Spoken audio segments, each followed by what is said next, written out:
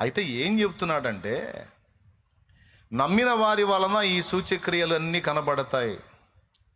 నమ్మిన వారి వలన ఇందులో ఏదో ఒకటైనా ఖచ్చితంగా జరిగిద్ది.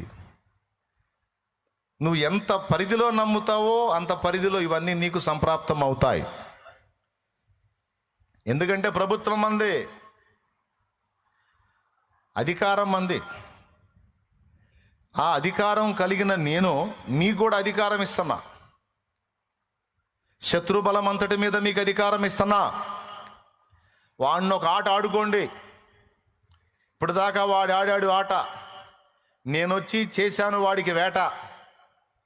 ఏంటి, ఇంక అయిపోయింది వాడి కోట, ఇక స్టార్ట్ అయింది మీ ఆట. దిగండి లైన్లో కానీ యేసయ్య చెప్పాడు అన్నమాట. దేవునికి స్తోత్రం.